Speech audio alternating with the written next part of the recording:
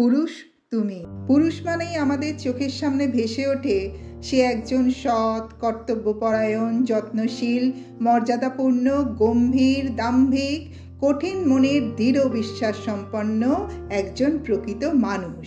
পুরুষও কাঁদে, তাদেরও দুঃখে বুক ফাটে, তবে তাদের চোখের জল আমরা কেন দেখতে পাই না জানেন? কারণ তারা কাঁদে অন্তরালে, তারা আঘাত গোপন করে অন্তরালে। আমাদের ধারণা হয়তো পুরুষ হওয়া অনেক সহজ। কেন জানেন?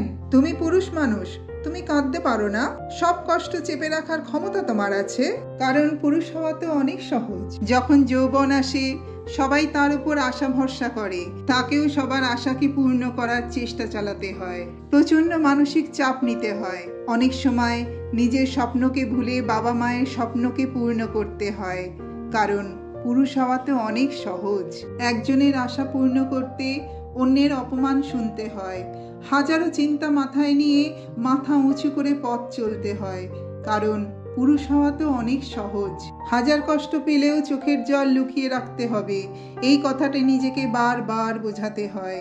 কারণ পুরুষ হওয়া তো অনেক সহজ। পরিবারের সবার স্বপ্ন পূরণ করতে গিয়ে নিজের স্বপ্নটাই ভুলে যায়। পরিবারে সকলের অভিমান শান্ত মুখে মেনে নিতে হয়।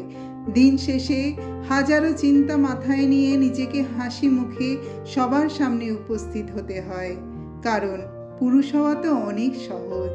পুরুষদের সবসময় এই সব কিছু শুনে সহ্য করতে হয়, কোমল হৃদয়কে পাথরে পরিণত করতে হয়।